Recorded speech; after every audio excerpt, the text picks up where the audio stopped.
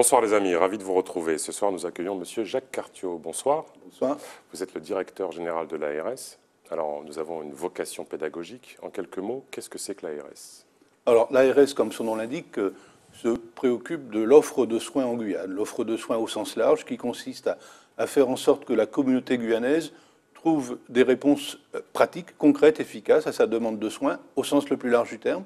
C'est vrai à l'hôpital, c'est vrai en ville, c'est vrai de ce qu'on appelle la demande médico-sociale, je pense à la prise en charge du handicap, et plus généralement encore, c'est vrai du grand sujet de la prévention. Comment faire en sorte qu'on se prémunisse, qu'on prévienne les problèmes de santé, notamment en veillant à ce qu'on ait un cadre environnemental, je pense à la qualité de l'eau notamment, convenable. On va balayer un peu le spectre de vos missions, mais très souvent et de façon récurrente, revient dans le débat public l'absence d'une véritable politique de santé, en tout cas au niveau de l'offre ici sur le territoire. Cela fait des années et des années que cela dure. Qu'est-ce qui se passe en Guyane?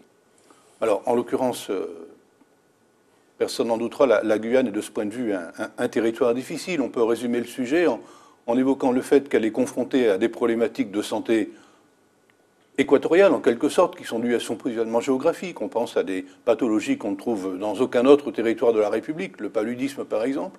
Mais elle est aussi confrontée à des problématiques de santé qui tiennent à l'occidentalisation, si j'ose dire, du mode de vie. Je pense aux maladies liées au surpoids, à la suralimentation, le diabète évidemment, l'hypertension artérielle, et enfin elle est aussi confrontée à des maladies liées, quant à elles, à la précarité. Je pense à la tuberculose, je pense à des affections qui arrivent sur notre sol, si j'ose dire, qui sont dues pour l'essentiel effectivement à la précarité de certaines populations. Elles cumulent, autrement dit, en quelque sorte, trois handicaps de ce point de vue. Alors, prenons un cas particulier, par exemple, au niveau de l'obésité. On sait que c'est un phénomène qui prend de plus en plus d'ampleur ici en Guyane, lié à un mode de consommation. Est-ce que vous avez un droit de regard, voire un devoir d'intervention par rapport à la fabrication de certains aliments? Je pense notamment au yaourt, où il est dit que le yaourt consommé ici en Guyane présente un taux de sucre supérieur à celui dans l'Hexagone. Alors, c'est une question essentielle. Et à l'instant, je vous rappelais que dans le périmètre des compétences de l'ARS, certes, il y avait la santé, mais en amont, il y avait la prévention. Et pour vous faire une réponse claire, à défaut d'avoir une influence, enfin un pouvoir, une compétence sur les productions alimentaires, nous avons une vraie responsabilité sur l'éducation à la santé. Comment mieux consommer, comment faire en sorte de prévenir les affections, et qui sont parfois très graves, liées à une mauvaise alimentation ou à un mauvais comportement. Alors, la Guyane présente aussi la malheureuse particularité d'offrir des déserts médicaux à un grand nombre de nos concitoyens. Justement, la pyramide des âges des médecins généralistes, pour ce simple fait, on va dire, est très inquiétante. 80% des médecins aujourd'hui ont 60 ans.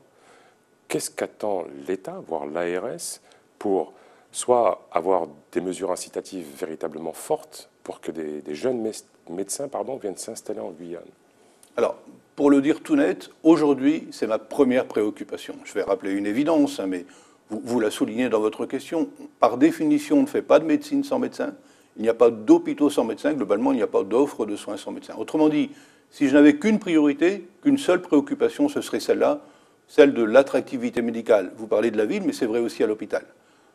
Quels sont les freins, selon vous? Est-ce qu'il ne faudrait pas, je ne sais pas, une mesure fiscale proposée aux médecins pendant 10 ans d'installation, ne rien payer? Alors, ça marche dans d'autres territoires. Hein. Peut-être l'avez-vous vu, mais la semaine dernière précisément, le Premier ministre et notre ministre de la Santé, Agnès Buzyn, ont communiqué sur le nouveau plan visant à réduire les difficultés d'accès aux professions médicales sur les territoires difficiles. On ne parle plus de déserts médicaux, mais de territoires effectivement difficiles. Dans ces propositions, qui sont nombreuses, il faut retenir 2 ou 3 lignes de force. La première, c'est la détermination du gouvernement à corriger effectivement cette raréfaction de l'offre de soins en faisant feu de tout bois, si j'ose dire. La ministre a parlé d'un panel de solutions.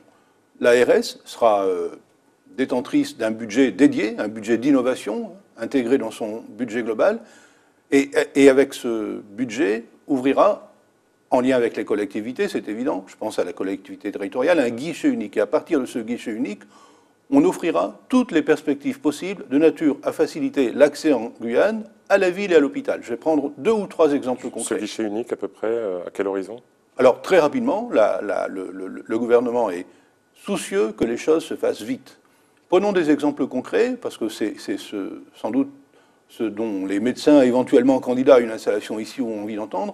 Les aides conventionnelles, ce sont des aides significatives, hein, on parle de 50 000 € sur 3 ans, à partir de zones réputées prioritaires. Eh bien, je peux vous dire que la Guyane sera a priori intégralement prioritaire, au contraire des autres territoires ultramarins ou évidemment hexagonaux.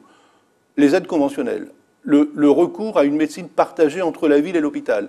L'idée est un peu nouvelle que désormais certains médecins partagent leur temps entre la ville et entre l'hôpital, qu'ils aient à la fois un cabinet en ville, mais aussi une pratique à l'hôpital. L'idée qu'on utilise mieux la télémédecine, c'est-à-dire qu'en fait on puisse faire des diagnostics à distance en quelque sorte. Et surtout, j'insiste là-dessus, les maisons de santé pluridisciplinaires. De ce point de vue, je ne crains pas de dire qu'en Guyane, on est en retard. Et avec la collectivité, qui est très très intéressée par ce sujet, avec le président, donc... Pour nos téléspectateurs, les maisons pluridisciplinaires, c'est la réunion de différentes... Alors, ça n'est surtout pas qu'un bâtiment, parce que dans le passé, on a pu imaginer qu'en offrant une perspective, j'allais dire logistique, autrement dit, en construisant un bâtiment, on attirerait des médecins. Ça ne suffit évidemment pas. Le médecin, il a besoin d'un environnement facilitateur. Alors, une maison, par définition, c'est d'abord un bâtiment, mais elle doit être pluridisciplinaire, c'est-à-dire accueillir un médecin, un kiné, une infirmière, et elle doit offrir des aides pratiques. Je pense à un secrétariat médico-social, par exemple. Ça peut marcher. Encore faut-il prendre le problème avec peut-être un peu plus de vigueur qu'on ne le prenait jusqu'à présent en Guyane. Alors, le format de l'émission est court. Deux petites questions encore. La Guyane, je crois à l'instar de Mayotte, présente la particularité que certains médecins qui viennent ici, faute de volontaires, passent directement du contrat avec la structure d'accueil, en l'occurrence l'hôpital, et d'un arrêté pris par l'ARS, sans passer par le Conseil de l'Ordre. Est-ce que cela est vrai ou pas ?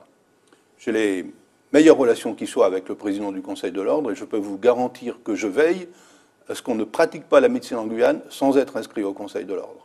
Et si jamais, en l'occurrence, il y avait des failles dans ce dispositif, alors je veillerai à ce qu'on les corrige. Mais vous êtes d'accord avec moi pour dire que c'est une condition sine qua non de la pratique médicale que de passer par le Conseil. Ça n'a pas toujours été le cas. Bien. La deuxième, la Guyane est confrontée au logement insalubre. Que faites-vous pour prévenir justement les phénomènes épidémiques, les maladies contagieuses sur ces zones pratiquement de non-droit? Oui, j'en reviens à ce que je disais tout à l'heure. Dans le périmètre des compétences d'une ARS, il y a la prévention. Je suis saisi par des maires qui me disent que dans leur territoire, on a effectivement des zones d'insalubrité, des zones précarisées, des zones bidonvillisées, des habitats précaires, vous les connaissez aussi. Hein, et pour partie, l'extension de ces zones s'explique évidemment par la question de la migration clandestine. Eh bien, dans ces zones, nous veillons par exemple, ça paraît évident, mais encore faut-il le faire avec minutie, à ce que, dans les meilleures conditions possibles, les gens accèdent à une eau de qualité, parce que, encore une fois, la question environnementale, c'est une question majeure dans la prévention et l'éducation à la santé, le comportement des gens. Il y a la question de l'eau, bien sûr, mais elle n'est pas la seule. Enfin, en tout cas, ce qu'on appelle les déterminants environnementaux sont majeurs pour ce qui nous concerne dans le sujet de la prévention. Dernière question, les journalistes qui vont accompagner ou qui auront accompagné le président pourront boire l'eau du robinet? Vous savez que les données relatives à la potabilité de l'eau en Guyane sont, comme partout d'ailleurs, totalement publiques et vous pouvez vous y référer. Vous buvez de l'eau du robinet, Absolument. M. Cartier. Très bien, merci beaucoup en tout cas d'avoir participé à cette émission. Les amis, les programmes continuent sur ATV Guyane, restez fidèles. Tchembé.